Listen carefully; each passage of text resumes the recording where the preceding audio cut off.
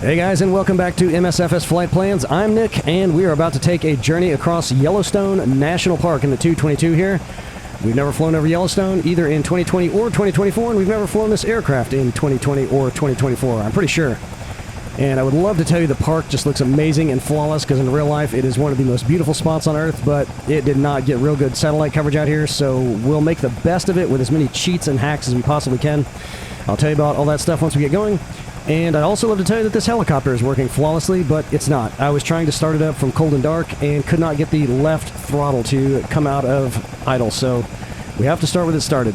But I'm sure, it's the only reason I keep living just one more day, hopes that the sim will fix everything eventually. I'm keeping my hopes up.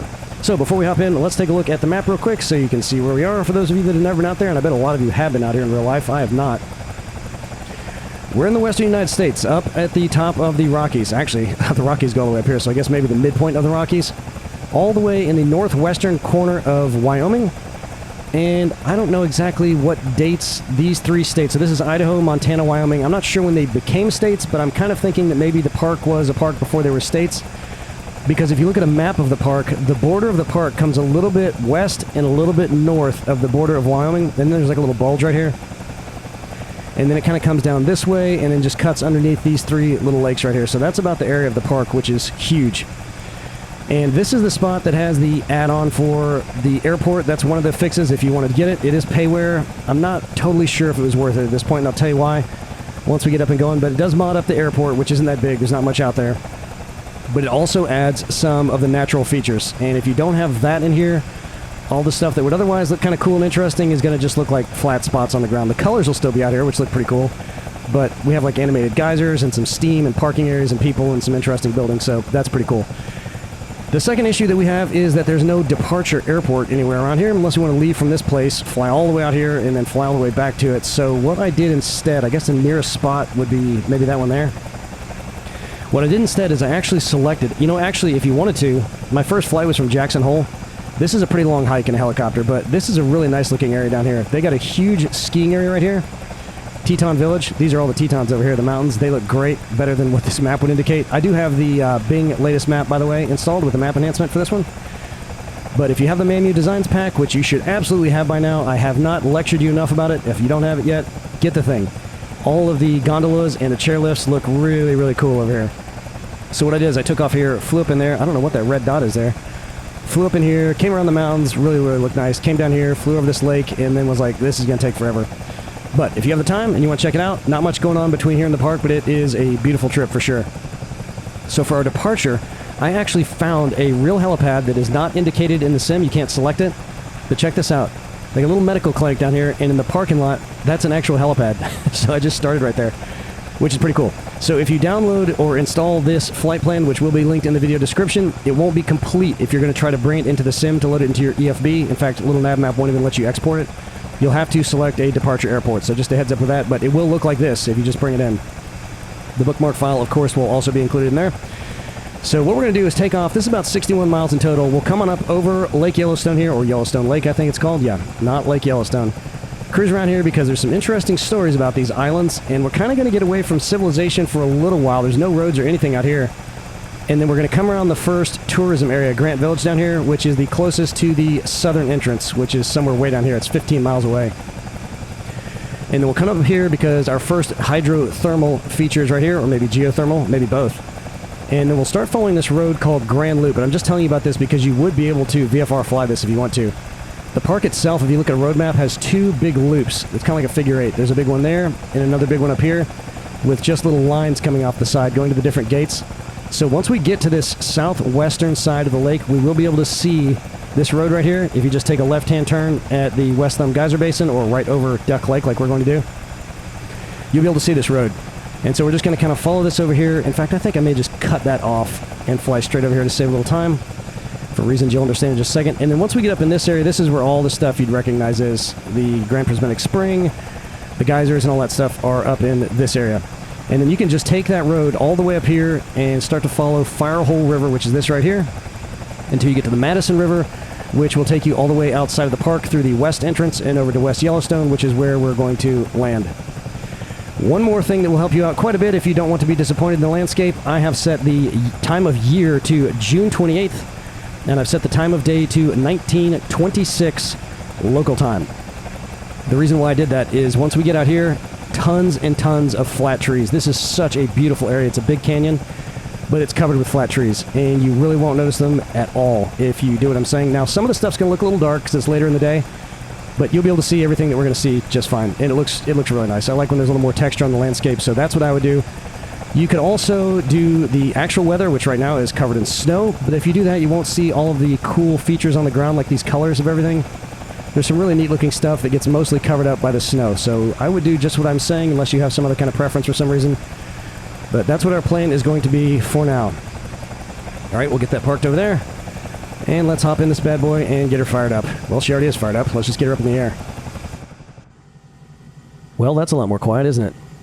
You know what? Let's go and open the window. I'm pretty sure the sound changes on this thing when you open the window. Maybe we'll get a little bit more of that chop. There we go. That's what I'm talking about. Okay, so what we're going to do is come up, just circle around here, go back the other direction to start coming over the lake so I can show you something on the northern coastline. And everything's looking pretty good here. The annunciator is off, and I'm going to go ahead and turn on the brake just so I don't start rolling all around when I'm trying to land. I did that last time. And let's see, let's shut off that master caution. And let's see, the only light up there now is the brake light, so we should be good to go. Alright, I think we're in good shape. Ease her on up. I've only landed this thing probably 2 or 3 times in 2024, so not a lot of practice with that. Taken off a lot for all the test flights. But we'll see how we do with landing. And I think I'm going to leave the gear down initially because I kept getting warnings. I don't know if it was RPM warnings or ground proximity warnings, but we'll just leave them down for a little while because we're going to be flying pretty low. And then we'll pull them up later. These trees here look fantastic. Really nice. And there's no flat trees. The ground looks really good. And I don't know if you caught it, but all the structures out here are floating about 10 feet off the ground. Right before we got in, I looked to the left and saw it and thought, dang it, I meant to not look left. But you really can't tell from the air, can you? We do have some flat cars, but all this stuff is default. All the buildings except for one building that I'm aware of are default buildings, and I'll tell you about that once we get out there. So this area we're leaving from is called Lake Village, and again, they do have that little medical facility out there, which might be the only one in the park. But as we come around here, we're going to see a really big building right along this northern coastline. That is the Yellowstone Hotel, a National Historic Landmark built in 1891, and the oldest hotel in the park. And the first thing they built out there was just a little wooden place, but some significant additions in the 1920s built it up to something like roughly, we'll see here in just a second. So that's not it right there. It's that big long thing right over there, see it? And I have attached a lot of video links to this one, and one of them is for that place and all the other lodging facilities out here. So you can check it out in a little more detail if you like. But before you make any reservations out here, you should know that there are no televisions or air conditioning. So unless you're really just wanting to unplug and take in the natural beauty, you might consider one of the more modern options we're going to see later, much later. And here is beautiful Lake Yellowstone. And that skinny little island up there on our right is called Stevenson Island, named after Captain James Stevenson, a member of a survey team that came out here in 1871 and played a pretty big role in the creation of the park. And his expedition was led by another fellow named Ferdinand Hayden, who upon returning to the East Coast warned Congress that hucksters would wind up exploiting the natural landscape out here to make a quick buck. Well, one of those hucksters was a guy named E.C. Waters, who came out here in 1891 to start a steamboat tour company on the lake. And he was such a scumbag that he eventually got himself banned from the park. And one of the things he liked to do was charge people one-way tickets to and from a little zoo he set up on one of these other islands. And then once he got out there, he would gouge them on the return fare. But it sounds like he was making a killing for a while anyway. In 1905, he bought a massive 500-passenger steamboat, which he named after himself, naturally. But since he was so despised by the park authorities, they refused to give him a commercial license. So we had to hire a guy to watch it over the winter of 1906. And that guy drove it out to Stevenson Island here, beached it, had a heart attack, and the ship never left the spot. So if you come out here today, you can see the ribs of it poking out along this shoreline over here, just down there to our right. You can't see it in the sim, but you can see it on the satellite maps. I'll show it to you at the end. And I was reading that during the 1920s and 30s, a lot of the folks were trying to persuade Congress to dam the lake here a few miles downstream along the Yellowstone River, which would be back, let's see, behind us, because it flows to the north. I guess they reasoned it would help with flood control, but nobody was ever persuasive enough to get it done. And speaking of the Yellowstone River, of which this is technically a part of, it is in fact the longest undammed river in the lower 48, starting right here in the park and running up to the Missouri River in North Dakota for a total distance of 692 miles. Just to the left of our center bar there, that is Frank Island, the largest in Lake Yellowstone. There aren't any kind of public facilities on that one, but it sounds like it is a popular spot for folks who have the stamina to row out there, including grizzly bears, who are occasionally spotted roaming around on it. And that was named after Frank J. Haynes, who was the official photographer for the park in the late 1800s. And just up there to our right is Dot Island, named that because it's so small. And the public is not supposed to land on that one, but that's the place where E.C. Waters was bringing people out here to see all of his animals before he threatened to leave them here if they didn't empty their pockets. But I read that he had some elk and some bison for a while. They were always on the verge of death because the longest point of that is only 1,000 feet. It is really, really small. And I couldn't find any signs of any docks or piers or anything down there, so I don't know if he just drove the thing up on the shore and dropped the front of it or what. Or maybe if it's just faded away or if they dismantled it. But that looks pretty good. That's pretty much what it looks like in real life. Real nice. Coastlines look really good. Okay, so a couple of quick points about the lake here while I have just a second. This is the largest high elevation lake on the continent at an altitude of just over 7,700 feet, and you can see how high we are now, so bear that in mind if you're going to take one of your naturally aspirated planes up here. The total surface area is around 136 square miles, and it gets down to just under 400 feet at the deepest spot. And though it does freeze in the winter, we are flying over one of the world's largest supervolcanoes here, so there are plenty of hydrothermal springs feeding this baby, one of which we'll get to see here once we get down to the southwestern shoreline. Human history of this area goes way back, with evidence of local tribes hunting in the area as far back as 9,000 BC. The first European American to visit its shores was a trapper named John Coulter, a member of the Lewis and Clark expedition, who came back here in 1807, which was a year after they got back from that trip. And I read it was just him and one other guy, which is pretty impressive.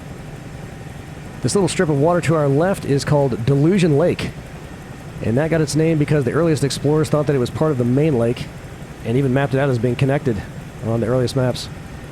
A mistake that was later corrected on a survey from 1896. And man, guys, I know it is not easy to sit here and listen to someone that sounds like they have a cold for an hour. I appreciate you hanging with me. I haven't been able to talk for a week. I was that sick. Yeah, I didn't know how long it was going to last. So if you saw that last little behind-the-scenes video that I uploaded, I've had this flight done and ready to go for a week now. So instead of sitting in my sim pit, I had to sit there and watch television all night for a week. Talk about a living hell. It was horrible. So we're back. Alright, as we come around the southwestern corner of Yellowstone Lake up ahead, we're going to turn to the north along the shoreline to check out two little tourist areas. The first is called Grant Village, and it would be the first lodging area if you come up from the park's south entrance, which again is over 15 miles from here. But it looks like it's probably worth a drive because it runs right along the Snake River, which has several beautiful falls with little parking areas so you can stop to check them out. But they built this place out in 1984, so it's fairly new considering how old the park is, and the big hotel back there. And they named it after U.S. President Ulysses S. Grant, who was the one who signed off on creating the park in 1872.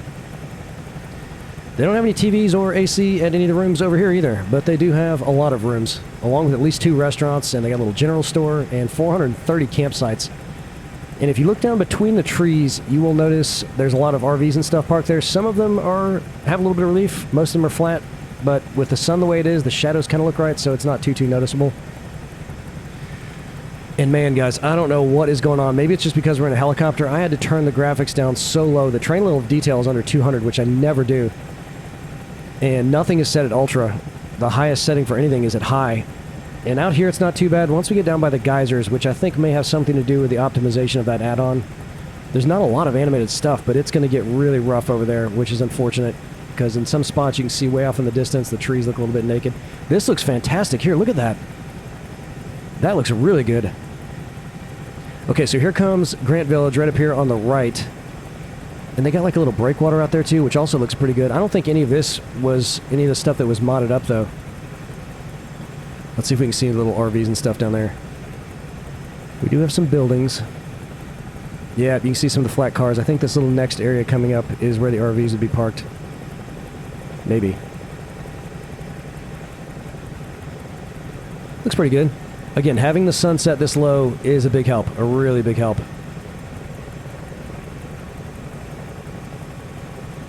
So right past this, up along the coastline, and it's kind of tough to spot, so I'll show you how to spot it from a distance. There's some flat trees.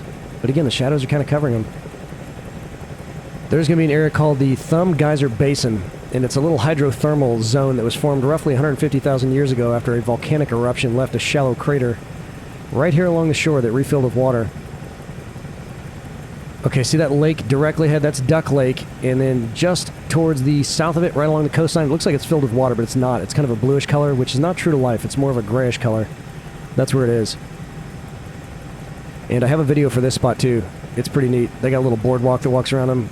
And some of the geysers are off the coast a little bit, right off the waterline, which is neat. And I was trying to see if we could spot any of them over there. I don't know why it came out so blue like that. Even with the sun directly overhead, it's pretty blue. But you can see the little holes there. Those are all just burbling little hot tubs of hydrothermal vents. Pretty sweet. Okay, so we're just above Duck Lake, named after what you'll probably see a lot of down there. And this is our VFR signal to turn west and follow this road here, which is the Grand Loop, up to the main park area. Well, at least where the main attractions are. And while we're doing that, I'll fill you in on some more of the details of the history of Yellowstone, picking up where we left off with Mr. Coulter in 1807, who was the guy that came out here with just one other guy, and I think for a while he was even by himself. Okay, so right here we're going to lose the road a little bit, but you see there's that first ridge, and then that second ridge, there's a little notch in the mountain. You see that? Just aim for that, and even if you lose the road and the trees, you'll wind up in the right spot. So just kind of keep pointing at that. So when that guy, Mr. Coulter, occasionally walked all the way back home to Kentucky, he would tell people about all the steaming fountains of water and fire-colored pools all over the place out here. But nobody believed him. In jest, they started calling this fanciful land Coulter's Hell, a name that is still attached to a feature somewhere out here, but I couldn't find it. But it would be another 60 years before a proper expedition was sent out here to see what all the nonsense was about, producing the first detailed maps in 1870. And then a year later, the previously mentioned Ferdinand Hayden made his first trip out here, and he was the guy that warned everyone about the threat of exploitation once the world discovered this place. Much to the relief of the vindicated soul of John Coulter, Hayden brought some photographers with him to prevent the designation of Hayden's Hell. And apparently the shots he grabbed were enough to convince Congress to pass the Yellowstone National Park Protection Act on March 1st of 1872, making it the first national park in the world. But since nobody really knew precisely what that meant, Mr. Hayden's prophecy was fulfilled within a year as poachers, trappers, and vandals swarmed the area, leading to the establishment of Fort Yellowstone to the north in 1886, which was garrisoned by the U.S. Army, whose only mission was to stop people from destroying the park. And apparently it got so bad so fast that the bison and elk populations were almost completely eradicated by the time they got out here. This little area to the left, that's Lake Shoshone over there. It's just a beautiful little area. There's kind of a little washout zone here with a little creek running through it. Once we get out over there, I'll look over there so you can see it. It's a really nice little spot. Look at that. Very nice. Love that. Oh, you could probably land your helicopter down there. Get out and take a look at the shoreline. To prevent similar problems with vandalism and poaching in other newly protected areas, the National Park Service was established in 1916, after which those guys took over management of this area. And thanks to their efforts, the elk and bison were saved, but they nearly lost the gray wolf population as they were seen as a predatory nuisance, leaving people free to kill them, if not outright encouraging them to do so. And even though that did in fact help the elks out, it created all kinds of other ecological imbalances, leading to a reintroduction program for the wolves that didn't start until 1995. So it turns out, as shocking as it may seem, nature can take care of itself just fine without us messing with everything. Okay, so we cut across that notch, and then here's the Grand Loop again. So you come over that, and there's the road. And you're going to really want to try to follow that for just a little bit, because you're going to want to swing around the southern side of that open area right over there, because there's going to be a feature we're going to see on this far side of it before we circle back around to look at the geyser. So I'm just going to kind of track this road here for a little bit.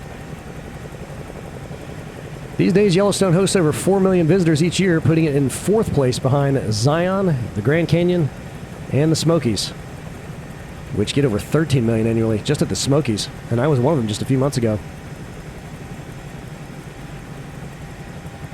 Okay, so there's the road still. We're going to keep following it, and then we're going to break off a little bit because it's going to point up towards the center of that open area. We're going to stay to the left. You see that light spot there? That's where we're going to kind of shoot for. We're going to look at it at the right side of the helicopter. That whole area over there is called the Upper Geyser Basin, which is where we'll find most of the landmarks most people will recognize if they haven't been out here in real life and seen everything else. If you're into photos, videos, magazines. Remember those?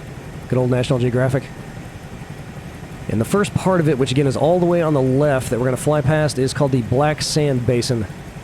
And that is named for the dark-colored obsidian dirt in that area. Though you're probably going to wonder where the heck it all is, because everything we're going to see when we fly by is this light-colored crust of something known as geyserite, which is formed from thousands of years of this mineral-rich water splashing up all everything and then just evaporating. And I attached a video of this spot too, which is pretty wild. Each of the pools look like big jacuzzis with a jet set at full blast. We won't even be able to make out the pools once we get around it, but there are some neat-looking colors. And that area is a POI, so I'm guessing they modded it up. There'll be a marker on it, but I think the only thing they put out there is a boardwalk. Right underneath our little window hatch right there is where Old Faithful will be, and then that building that's about to come into view inside the lower part of the hatch is the Old Faithful Inn, which we'll check out once we come around. And that is the only modded up building out here, I'm pretty sure.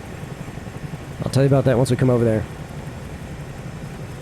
If the sun was directly overhead, again, everything else is going to look pretty bad, but you would see that right in front of us, that ledge there is pretty dark colored. So maybe that's why it's called the Black Sands. Because there's nothing on the ground that's black. So it's not that area there. That's a little bit drab. It's going to lighten up. And then we'll see the brighter colored area, and then the boardwalk, and then the pools. So it's a pretty good drive to get out here from... This isn't the dead center of the park, but it's a pretty good hike from all the park entrances. And with 4 million people a year coming through here, I bet it's a little congested because there's that one road that drives out here. The Grand Loop. Okay, here it comes. Here's the Black Sand Basin.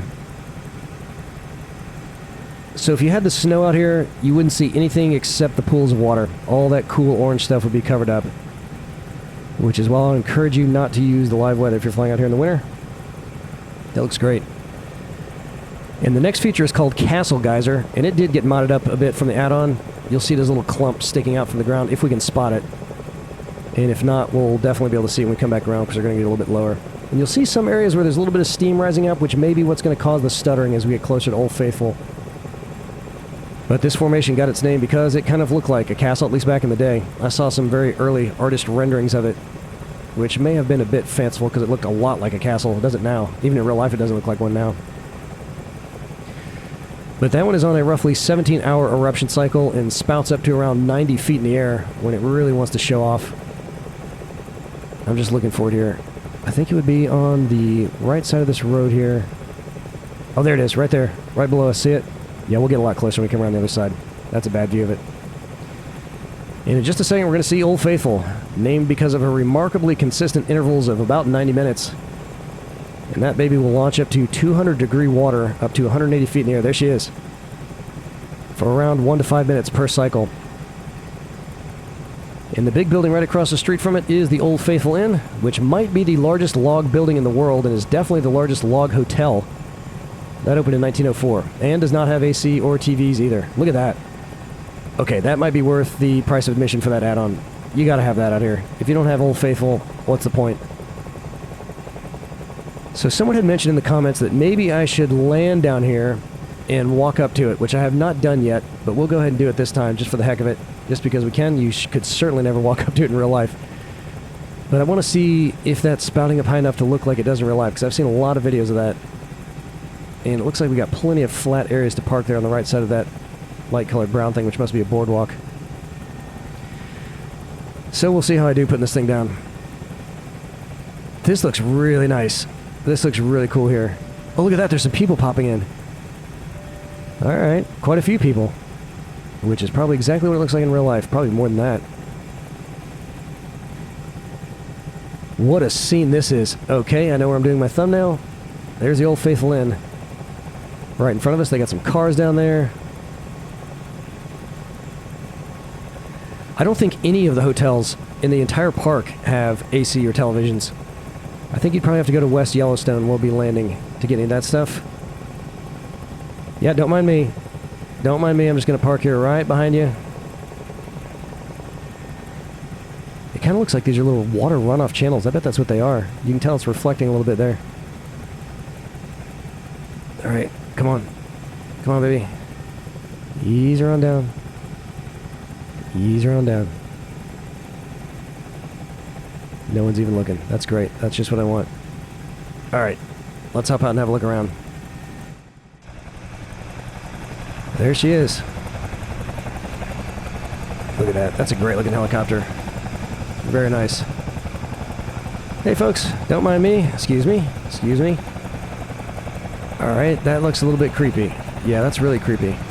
But you're probably not supposed to get that close to him. That looks about right to me. The height looks about right. In real life, you'd see the central stream of the geyser kind of shooting up, but they just got all the steam and everything.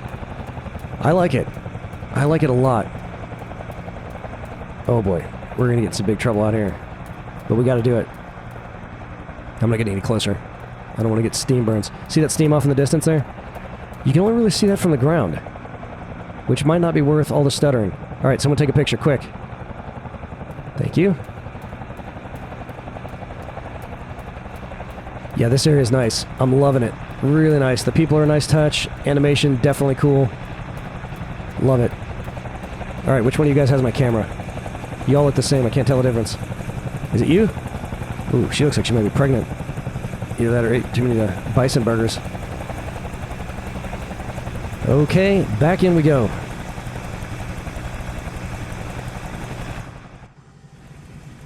So we'll see if we can spot the old castle geyser coming up here. I'm pretty sure we'll be able to, because when I flew up this way before, I was definitely able to spot it. Let's fly through the geyser. You want to do that? Oh, can I hit it? Yeah, that'd be cool if it, like, splashed over the window. We can't be that lucky. Alright, castle. Alright, there it is, right over those trees, right in front of us. And I think it has been beaten down, probably by itself over the years. At one time, I believe it was significantly higher than that. So I don't know if it just blew itself apart. And that's kind of what it looks like. Look at all this stuttering we're getting. Little steam coming off the lake there, the river. Beautiful. Once we get away from this area, the performance will be back to normal again. But since we are flying over this area, I had to turn everything way down. Okay, we're to the east of Grand Loop Road now, so you might lose it since it's on the other side of the helicopter. And if you're VR flying it, you can follow the old Firehole River north, which is what's right down there to our right. And directly northwest of where Grand Loop crosses over it, we're going to come across Biscuit Basin, which is that last open spot there before those mountains. And that area got its name from little formations that looked a lot like biscuits to the people who got here early enough to name the things. But most of those have also since eroded away. And there's a few geysers up here, but they aren't as regular or as impressive as a lot of the others. But there was a massive explosion up here a few years ago that blew the boardwalk to pieces, and it was caught on video too. So check out the link for that below. It was a massive explosion, and people were right next to it. Totally obliterated the boardwalk, which you can see has been rebuilt here in the sim. Look at those colors. But you wouldn't know anything was down there if you didn't see the boardwalk. They do have a lot of things called fumaroles up here, and that was a new vocabulary word for me, but I'm not sure I'm pronouncing it correctly because I couldn't find a video of anyone saying it. But those are kind of like little dried up geysers. They emit a lot of steam, sometimes pretty forcefully, but there isn't enough water in them to form a geyser. Alright, we're going to continue north along the fire hole here until we see this rise to the left side, which we're coming up on right now, and you're going to want to follow that ridge line to get the best view of the Grand Prismatic Spring, probably the second most photographed landmark out here after Old Faithful. And boy, this is one of those things that I thought was much bigger than it actually is in real life. I felt the same way about Niagara Falls too, which is definitely massive, but I just expected it to be even more massive based on all the pictures and videos I'd seen before I got up there in person. And this is going to sneak up on you. Right when you come over this ridge, it's going to be down there. There's going to be a little one on the far side of it, and then the bigger one, but not as big as I'd prefer. It's going to be on this side of it. But this is the largest hot spring in the U.S. and number 3 in the world, at around 370 feet across and 120 feet deep. There it is right there. Looks good. Just a little bit diminutive. The average temp in that baby is around 188 degrees Fahrenheit, which is way too hot for fish, but just right for some types of bacteria living around the rim there. Boy, it even looks like it has some depth to it. That's great. That's what makes all those colors, those bacteria. You know, when we tour areas like this, Devil's Tower is another one. I can't help but to imagine what the indigenous people thought when they came across these areas. Probably horrified, which is probably why there wasn't much evidence of anyone living around here. Alright, we're tracking the Grand Loop Road here again, and that will bring us up to the Fountain Paint Pots area, which is directly in front of us. And this also has a POI, but I couldn't really see anything out here. All the features are pretty small. We might be able to make out a few of them as we come around it. But it's mostly just a little collection of thermal pools, some of which are clear, but a lot of them are filled with different colored mud. It looks a lot like paint, hence the name. Yeah, I mean, I can't really see anything down there, but they'd all be earth-colored. I think off to the left we have a clear one. Let's see. We'll bank pretty hard here, see if we can spot anything. Yeah, there's one. There's one blue in there. This big open expanse to our left is called the volcanic tableland. And this is what lies just beneath the vegetation for hundreds of miles in every direction from here. I'm sure most of you know that this park sits within the Yellowstone supervolcano caldera, which is roughly 30 miles across. And on a map, it stretches roughly from the western border of Wyoming to the eastern coast of Yellowstone Lake. And it is the largest volcanic system in North America, and has been active for around 2 million years.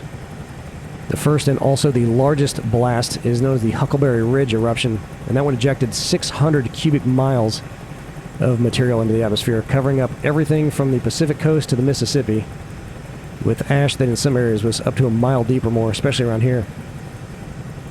Then there was another smaller eruption around 1.3 million years ago, and the one that created the caldera as we know it today happened around 640,000 years ago. And that one was called the Lava Creek eruption, and it only blew around 240 cubic miles of earth into the air, which left an ash footprint almost as large as the first one. And all this exposed, compressed ash below us is just a subtle reminder of the cataclysmic history of this area. As far as when it will blow its top again, well, the good news is that scientists don't think it will be during our lifetimes. But whoever's around to see it when it does is going to be in for a long haul, no matter where they live on the planet. And if you're curious about what that might be like, I also linked a very interesting video I found on that subject. If any of you guys have flown around the areas where the southern borders of Idaho and Oregon meet up with Nevada, you've probably noticed there are quite a few old volcanic fields in that area too. All those originally formed over this area, and then went extinct as the North American plate slid off in that direction. And by the way, there's a huge canyon I spotted up on the northern part of the park. That's where I was flying for that little behind-the-scenes flight. And I'm kind of thinking about a bush trip up there. So I need to get back out there and check it out again with a couple different planes. I need to see if there's some spots to land because there's no airports around there. But if you want to check it out and let me know what you think, maybe we'll fly it. So we're just tracking the Grand Loop North here and the Firehole River, which is running right next to it. And we're about to hit the Madison River, and then we're going to follow that to our left to the west entrance of the park. And that's going to bring us all the way to the West Yellowstone Airport and the town of West Yellowstone. So out here, if you have the sun directly ahead, this is where all the flat trees start. They're everywhere. And you can see this looks amazing as it does here. It looks really great, and you really can't see any of the bad trees. So again, if you need any more encouragement to not brighten everything up, look at this. Look how great this looks. Back there just north of the spot where the two rivers meet, three actually, the Gibbon River will be coming in from the east, turning into the Madison River. There's a big area called the Madison Campground, which doesn't appear to be anything but camping areas. So I think it's safe to assume they don't have AC up there either. But there was another POI up there. There's another hot spring, but it didn't look like anything here in the sim, so we just bypassed that. So not only is this path of the Madison River a beautiful area to fly through, but I read it also has all kinds of geothermal features along the route. And also some great spots for fly fishing, lots of trout. But despite its diminutive appearance, it's got some decent street cred as far as rivers go. This thing flows 183 miles from here up into Montana, where it forms the headwaters of the Missouri, up by Three Forks. And this also flows through some pretty incredible landscape along the way for those of you looking for some cool cross-country routes. Look how great this looks. Gorgeous. This is so beautiful. Okay, since we haven't had time to do it for our last few trips, let's get some channel housekeeping out of the way before I tell you about our destination. Again, this flight plan, the bookmarks, and the add-on link, and all the supplemental videos will be included in the video description, so check all that out. And if you've got some spots that you think we have just got to fly on this channel, you can let me know by hopping on our Discord server, which will also be linked in the description. If you're not already a member, it's a really cool place to hang out. Lots of great guys in there talking about all kinds of things, but if you want to recommend a flight, just go to the Suggest a Flight section on the left. Ideally, departure airport and arrival airport, maybe some spots to check out in between, but even if you just give me a region, that's fine. I fly every single one of the recommendations. And don't ever feel bad if we don't wind up uploading the trip. I'd say about half the flights we take on this channel have been from recommendations. And I'd say we wound up flying about 20% of them. So there'll be some misses, but all of our biggest hits have also been from recommendations, so keep them coming. This looks absolutely amazing. Look how it opens up in this big plain here. Incredible. So what we're going to want to do is kind of follow the river here, and that will eventually get us to the town of West Yellowstone. And I have to imagine that this is the starting point for most visitors, since it's near the only airport with a commercial-sized runway outside of Jackson Hole, which again is a pretty decent drive to the south. But this place got to start as a railroad town servicing the Union Pacific. They had a line that came out here in the early 1900s. And if you're looking for conveniences like a grocery store, maybe some more broader dining options, and air conditioning, I think this place is going to be your best bet if you want to be close to the park. You can just start to see it off there in the distance. It's not real big at all. And it looks like they've also got a cool wolf and grizzly bear attraction that you can check out while you're passing through. I think they even have some live ones. I don't think I've ever seen a live grizzly bear in any zoos or anything, so that'd be pretty neat. As of 2020, the permanent population was around 1,200, so again, not very big. Almost all of which is dedicated towards the tourism industry.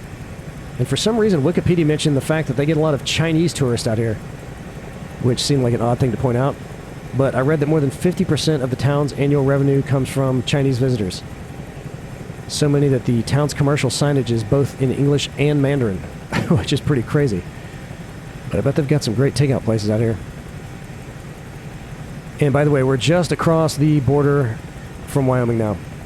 It starts a few miles back behind us. That long strip off to the right is the airport. That opened up in the 1930s when Western Airlines started flying DC-3s in and out, but only during the warmer months. And I don't know if they're still only open during the warmer months. I could not find a definitive answer on that. They might just be flying during the summertime. But Western threw in the towel in the early 1980s, leaving the original Frontier Airlines as the only service until 1986 when SkyWest took over the routes, which was eventually absorbed by Delta, though United got in on the action in 2021. I think only for a little while, though. I don't think they're even flying out here anymore. So I do have the add-on installed for the airport, but I really only got it for what they threw in for the park features. As you'll see, there isn't much out here at all. The terminal building is about the same size as 737. And if you wanted to fly a little bit further to the left of the town and get a better look at it, just be aware that the satellite image was taken when it was like just after sunrise. There's some very long perma-shadows pointing in the wrong direction. If that doesn't bother you and you want to take a better look at the town, check it out. And I think what I'm going to do, the resolution of the Mapbox satellite image, which is what little nav map uses, is really, really poor. So I think once we get down, we'll take a look at the airport. I haven't really explored it yet from the ground. So we'll check out some of the buildings and stuff. But I think I'm going to fade out and then come back and we'll look at either the Google or the Bing map as we take a close-up tour of everything, because it's just hard to see anything on the map that's in little nav map. The runway looks really good out here, and from a distance the buildings look really good. And I think they do have an open hangar, so I'll see if I can park this in front of it.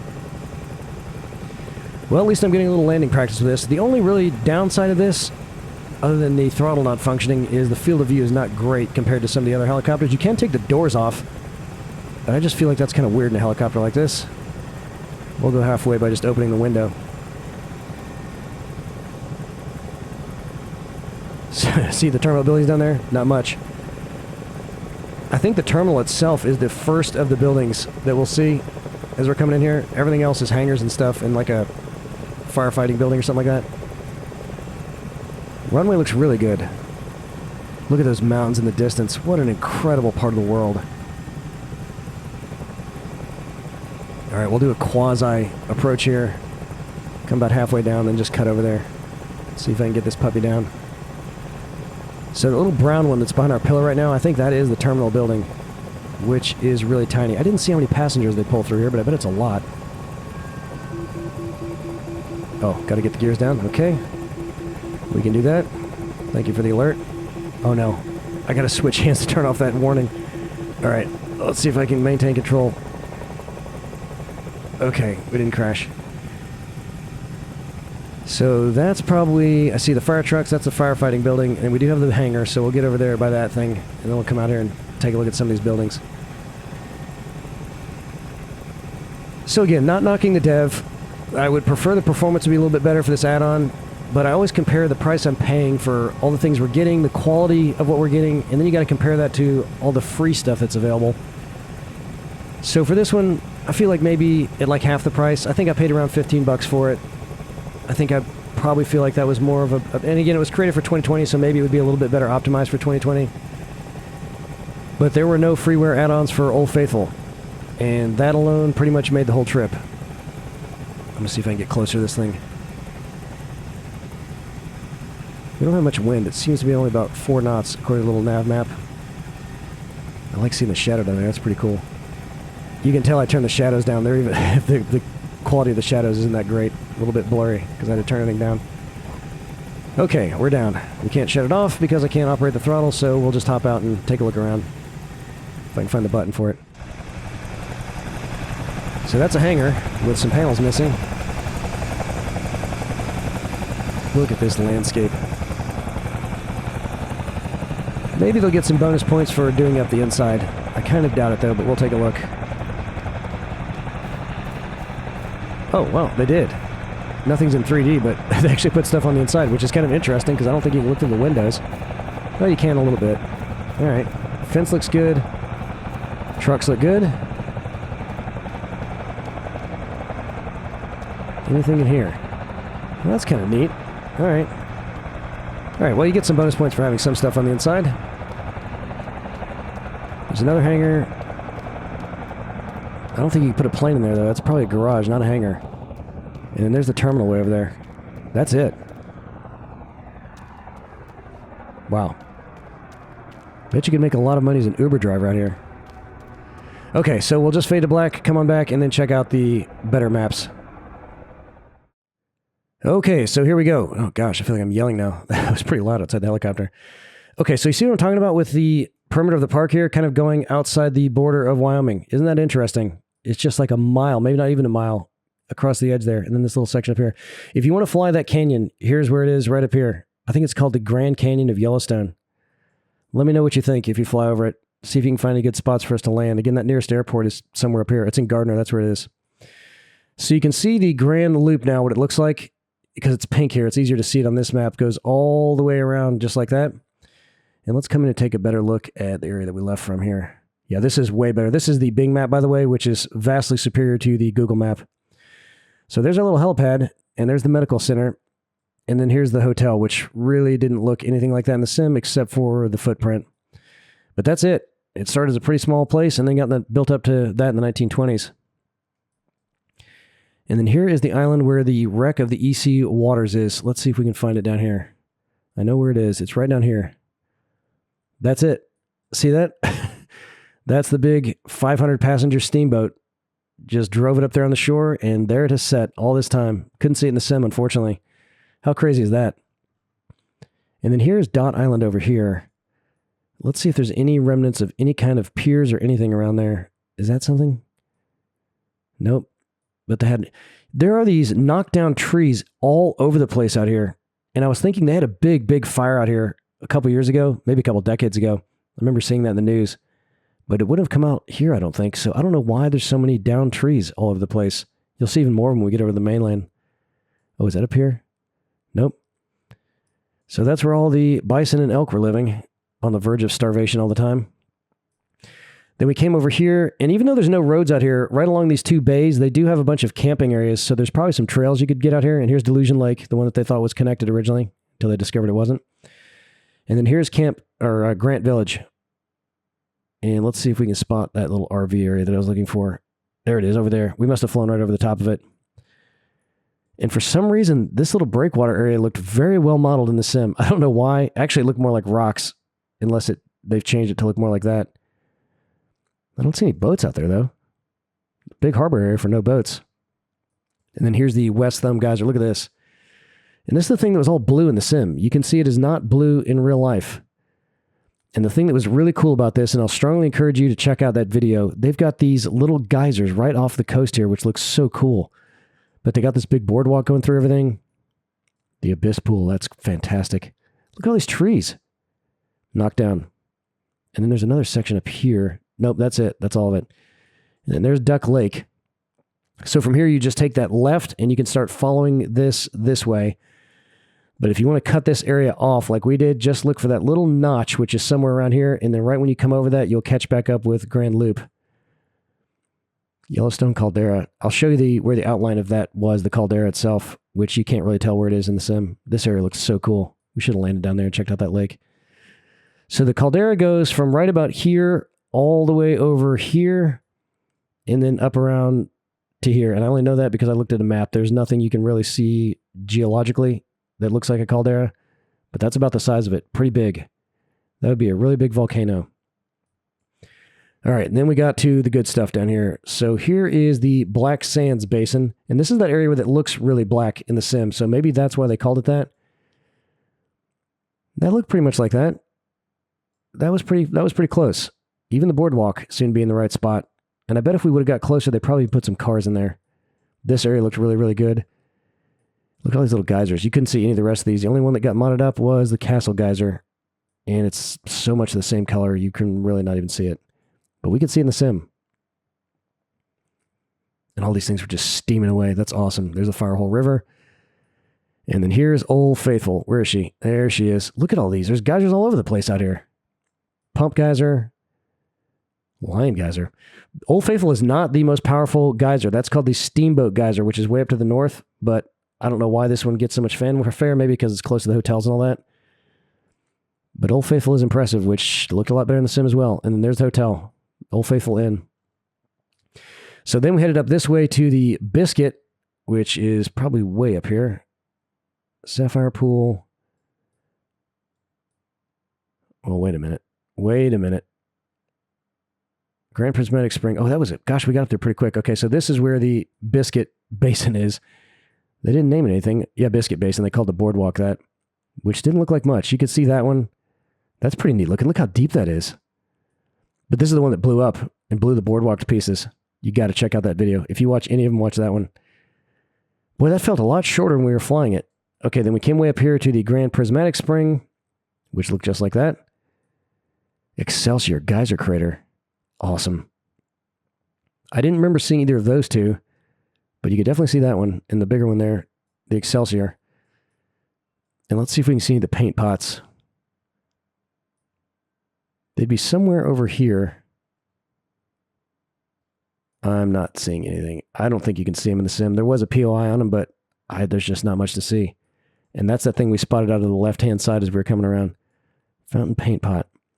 Oh, there's no way we would have seen that.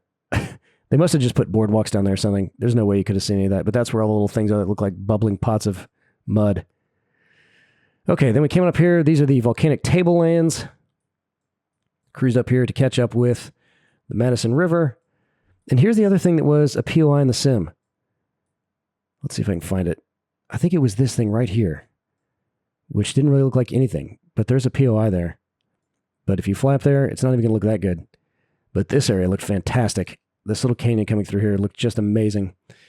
So we followed that all the way over here till we got to the border of Wyoming, which is right there. Now we're into Idaho. And then here's West Yellowstone with all their Chinese restaurants. And let's see if I can find the place where the grizzly bears are. It's somewhere down here.